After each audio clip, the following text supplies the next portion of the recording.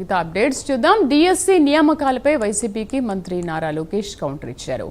DSC నియామకాలపై జగన్తో డిబేట్కు తాను సిద్ధమన్నారు. DSC నియామకాలపై బురద చల్లే కార్యక్రమాలు జగన్ చేస్తున్నారని విమర్శించారు.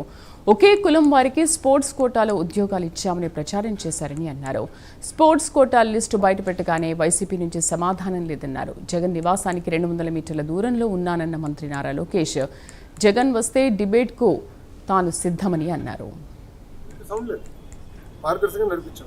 స్పోర్ట్స్ కోట కూడా పకడ్బందీగా నడిపించాం.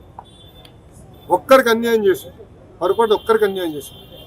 మేము కమిటీ కూడా పెట్టాం. ఎవరికైనా అన్యాయం జరుగుతుంటే మీరు వెళ్ళి కమిటీకి చెప్పండి. ఆ కమిటీలో సీనియర్ అధికారులు పెట్టి ప్రతి విషయం రివ్యూ చేస్తున్నాం. ఎందుకు వాళ్ళకి రాలేదు కూడా చాలా స్పష్టంగా చెప్తాం. ఇప్పుడు మా అధికారులందరూ టెక్నికల్ పైన ఆన్సర్ చేశారు. అక్కడి నుంచి సౌండ్ లేదు, జగన్ గారి దగ్గర నుంచి సౌండ్ లేదు. మళ్ళీ అదే అబద్ధం చెప్పడానికి ప్రయత్నిస్తున్నారు. మేము ఇచ్చిన సమాధానానికి దానికి రెస్పాన్స్ మీరు ఇవ్వాలని నేను డిమాండ్ చేస్తాను. ఆయన రాష్ట్రానికి ఎలాంటి పని చేయని వ్యక్తిని తీసుకొచ్చి పెట్టి ఒకే సామాజిక వర్గానికి చెందిన వాళ్ళందరికీ స్పోర్ట్స్ కోటా కింద ఇస్తానన్నారు.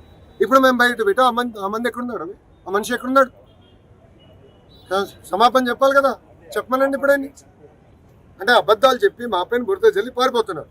నేను ఇక్కడ నుంచి ఉన్నా కరెక్ట్గా జగన్ ఇంటికి నేను తిప్పి కొడితే 200 మీటర్లు కొట్టలేను. I'm ready for debate any time. రమ్మని చెప్పండి. I'm ready for debate and discussion. అంతేగాని ఏసీ రూముల్లో కూర్చుని మాకు లెక్చర్లు ఇవ్వాల్సిన అవసరం. వాస్తవాలంటే బయట పెట్టారు. ఒకటి నిరూపించారా? అయ్యా 240 కేసులు వేసి ఎందుకు ఆపలేదు?